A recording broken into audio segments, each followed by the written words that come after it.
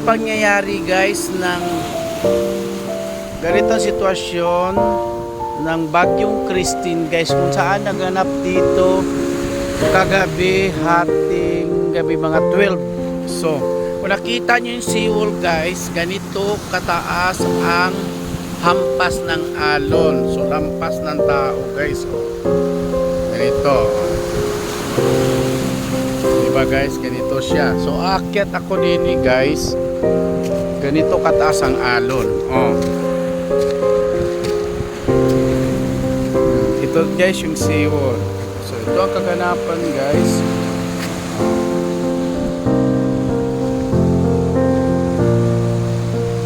Kung nakikita nyo guys, dito sa aking pinatayuan, dito ay patag pa guys, wala pa tong bato.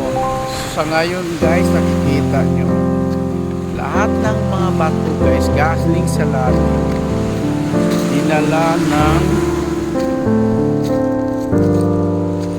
alon papunta dito, abot sa kalsada guys, abot sa barangay namin guys. So ganito ang sitwasyon guys.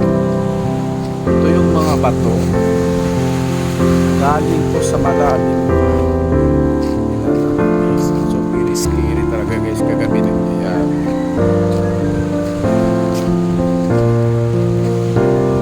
So nangyari yan mga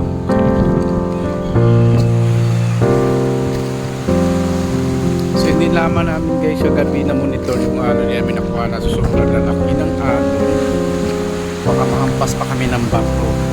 So guys, ito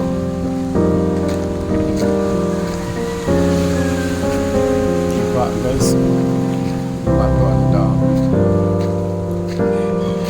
So ito talaga dito guys, patag pa to dito, wala pang bato dito guys. So ito siguro hanggang baywang nito guys.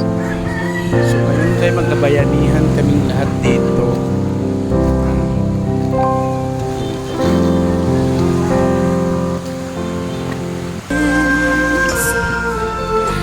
I will hear from heaven and heal their land.